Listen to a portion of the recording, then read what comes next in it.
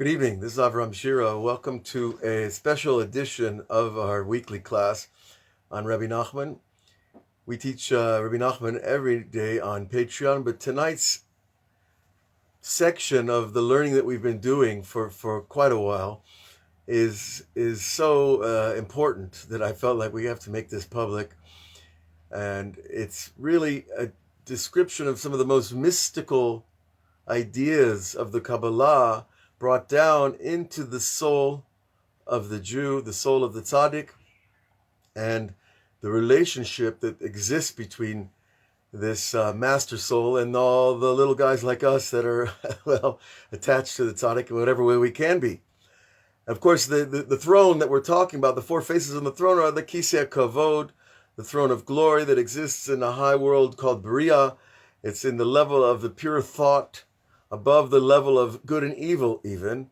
It's a level where the mind is pure to think and go wherever it needs to go, whatever it needs to do. It's where our neshama is from, your higher divine soul.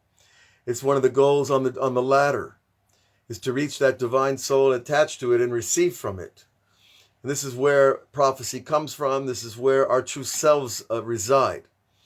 Now this throne that God sits on that has four faces on it, right? And the four faces, of course, are an ox, a lion, an eagle, and a man. And these represent four archetype personalities, four root aspects that all people have, but depending on where you're rooted, you'll have more of the eagle or more of the lion or more of the ox or more of the man. And all of them are holy traits. But each of them get expressed through each person according to their array of personality traits. So those personality traits are worked out through our structure of our soul.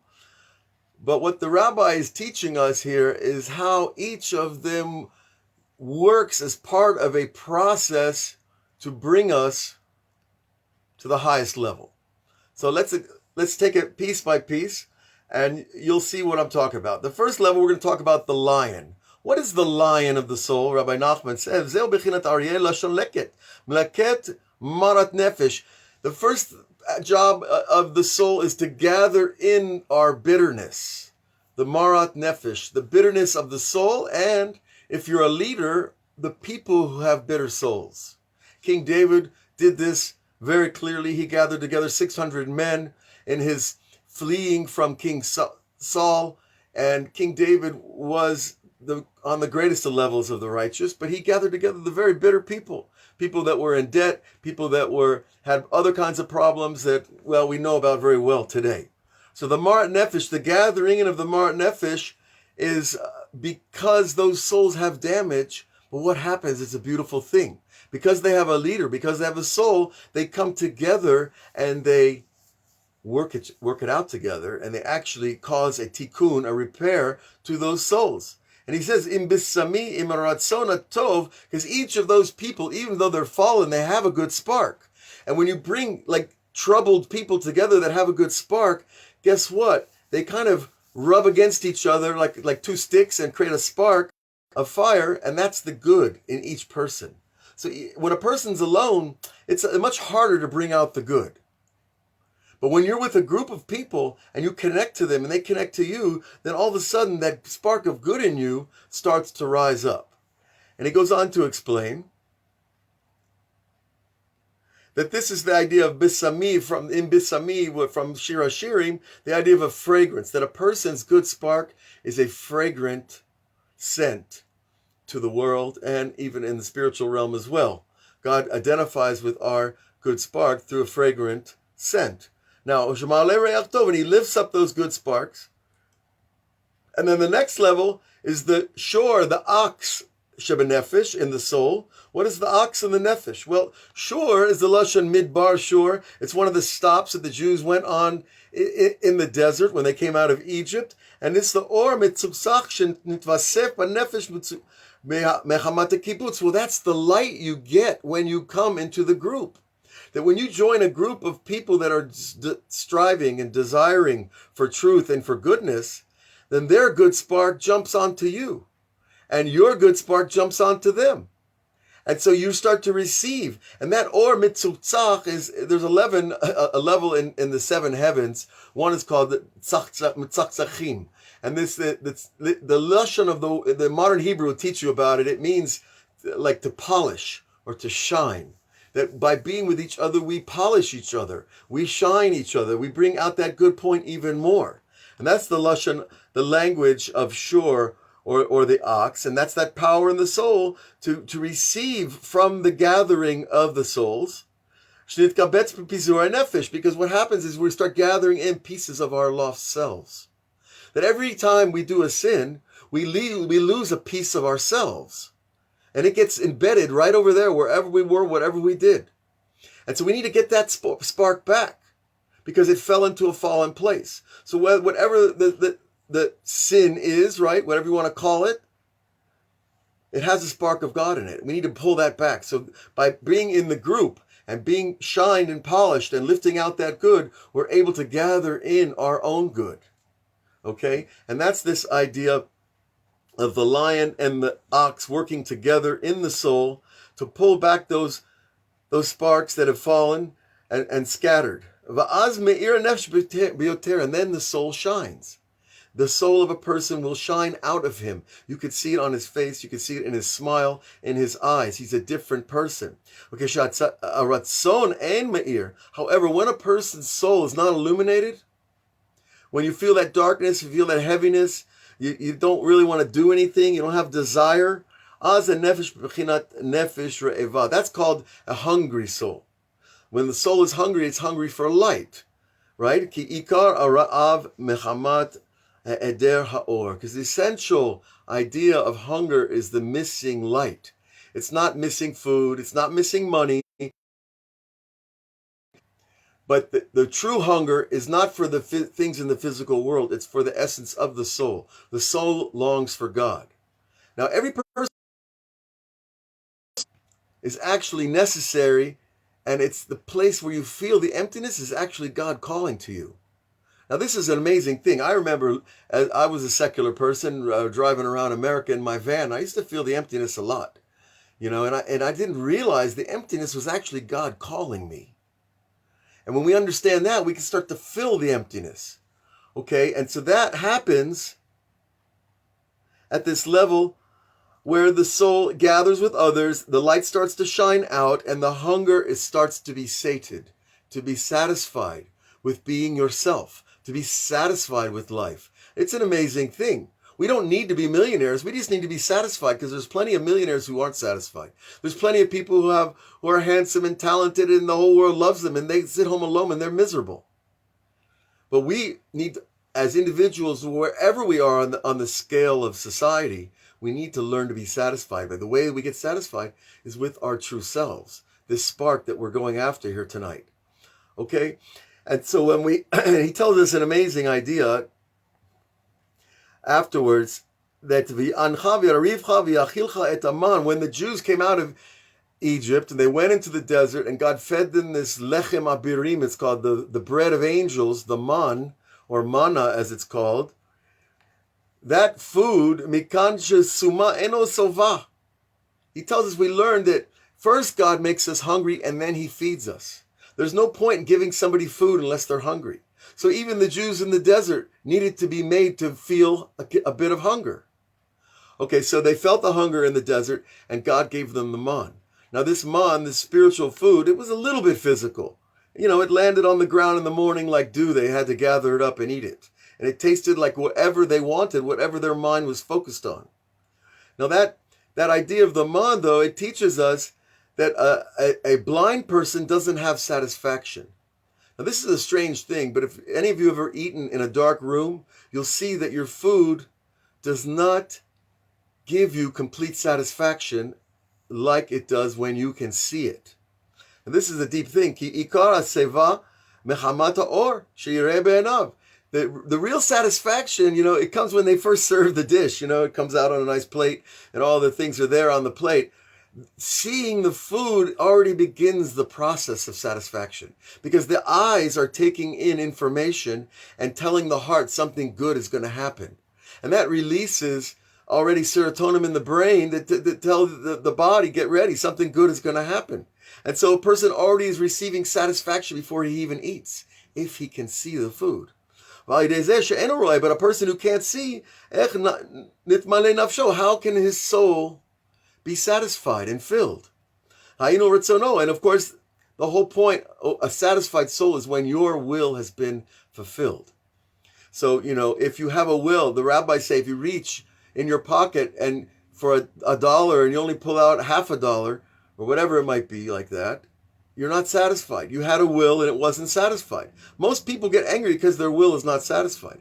But when you get it filled and satisfied, then you are at a level of being able to receive the higher soul. You can't go to heaven dissatisfied, because we have to understand that everything we have is already exactly what we need for now. And if I recognize a lack, well, I need to translate my lack into prayer and into consciousness. Why am I lacking this? What's really lacking here? I don't feel loved. I don't feel honored. I don't feel happy. I feel depressed. Whatever my lack is, that's actually the pointing device of the gate back to the higher soul. And he gives us the verse to help support it, that a good sight to the eyes is the pathway of the soul. I'm looking out at the camera now, and you're looking at your screen, and what's actually going out of your eye is soul power. It's not simple light. An optometrist will tell you it's light, but it's actually soul power. And it's your soul comes out of the eye, strikes an object, and brings it back in. That's called Or Yashar, the straight light, the seeing of a thing. And Or Hoser is when it comes back into your eye and your brain translates it into an image that we can understand. But so when it's a good sight, then the soul goes easily onto it. That's why you have a beautiful feeling in your heart when you see a nice view, or you see a mountainside, or you see the ocean. Anything that's beautiful to you, automatically you feel it in the heart, because it is soul going into the eye and into the heart. And that new soul power is what we're talking about getting. And so when you have this mitzachzechot nafsho mitzachzechot or, when you have your soul is shined and polished and nice, like a new pair of shoes, maybe even nicer, right? Then all of a sudden the light has less block, less filtering, less obstacle to receiving the pleasure of being you. Then the hungry soul is now filled with good, and he's happy. And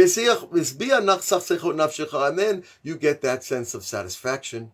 And satisfaction is one of the types of joy in Torah literature. There's many types of joy in Torah.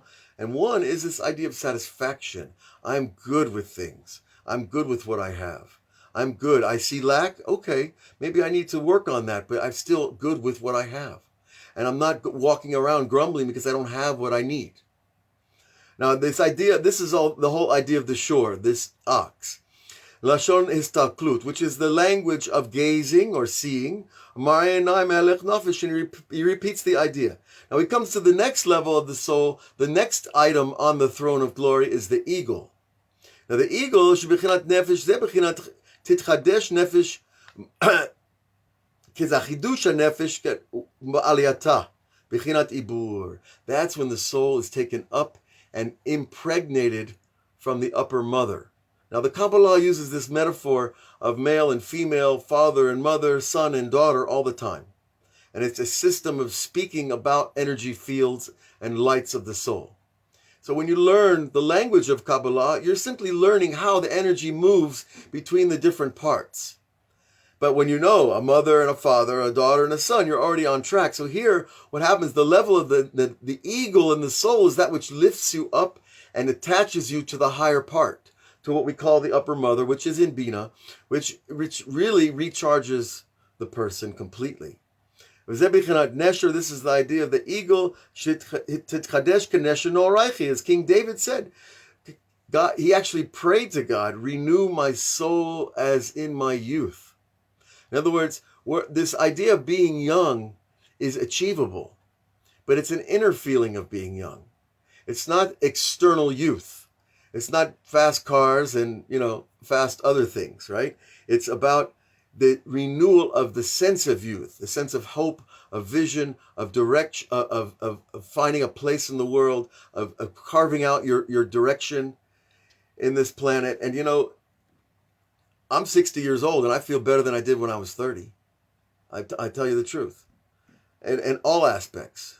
Now, without going on with that too much, ask yourself truthfully, how do I feel today compared to when I was 30 or when I was 20? I was 20 years old. I thought I'd never die. And then I get to the Kabbalah, and the Kabbalah says it's true. Your divine spark never dies. Your true identity never dies. So we're already infinite. When you make that discovery, the fear of death suddenly evaporates. Because the part of us that dies is not eternal anyways. It doesn't last. Now, Adam B'Nefesh, the fourth image on the throne is called Adam. Vayi Adam B'Nefesh Chaya, and it says in the Bereshit story we had on Shabbat, right, and behold, the soul, man was given a living soul. So there's a state where the soul is above and not in this world, and then he's put into this world. Now, Nefesh Chaya, a living soul, ki Adam Bechinet Miskanei V'Atirei. That literally means every soul has this level of being wealthy or being poor. Now, wealthy or poor means literally lack or satisfaction. Ezu Ashir, the Pirkei Avot says, who is wealthy? The one who is happy with his portion. Asameach Behelko. That's satisfaction. That's called the wealthiness of soul. And then there's the idea of the poor soul. The poor soul is the one who's not satisfied, no matter what he has. Ohev kesef lo mispa kesef. King Solomon told us, the one who loves money will not be satisfied with money. We need money, but we don't need to put our love lens on money. We need to put it on people and on creation and obviously on God and on Torah. So you see that these four images on the throne of glory actually have real concrete meaning to us because it's flowing through us from the highest levels all the way down. And we need these powers, the power of cleansing the soul, of being with the group, of finding the good points, of elevating and receiving from the higher point, and then this idea of wealth and fixing our idea of wealth and poverty, of riches and the opposite, and understand that it's all up here. It really is. And you can see it, because I've seen people that are extremely happy that don't have very much. And I've seen people that are very unhappy that have a lot in the bank. Okay. Now, all of this idea that we've been talking about leads us to the next level of angels. There's a hierarchy of angels. Those four that we just talked about, the four images, they represent Michael, Gabriel, Raphael, and Uriel. Now, those are names of angels, their inner life force. We think of angels in Kabbalah, they're energy delivery systems. Okay? They deliver energy from infinite to finite. And we are along that chain. So don't think of angels as little cartoons flying around, Think of them as simply information delivery systems. Okay? And God has a very tall ladder, a skyscraper of vessels that make infinite light available to the finite person. Okay, and that's us. Thank God. And then below that, we have the level of the wheels, the ofanim, and they represent the cycles of energy that keep things running, like the cycles of energy around the earth and around every living thing. So we're going to stop there, because otherwise we're going to have to do another hour to explain these angels. And the important thing that we take away from this, folks, is to understand that there is a righteous rabbi in the generation who has the power to do this for everybody.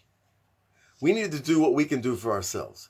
But ultimately, there is in every generation a rabbi who does this for everybody. He gathers the souls, they rub together, they bring out their good sparks, they polish themselves, they are elevated above, they receive their mission, they receive the light from the upper realm, and then they're able to express it in the world through satisfaction and through giving to others. So this, I think, is a really important message. And that someone just wrote they saw a gray angel. Well, Jane, we'll have to talk about that another time. But you can all reach me on Patreon, on our daily classes, or on YouTube, or on Facebook, or on Lighthouse on Thursday night, on Web Yeshiva on Thursday night. Where else? We have, did I say YouTube channel? Okay, and of course my website. So it'd be great to see you all over there. Ask me if you have any questions about these ideas. I'm open to answering what I can, because, when we get some answers, life starts to make sense, and all the pieces start to fall into place. So God bless you all. Have a great week. I wish you hear good news. Big things are coming, and it's going to get better and better. All the best.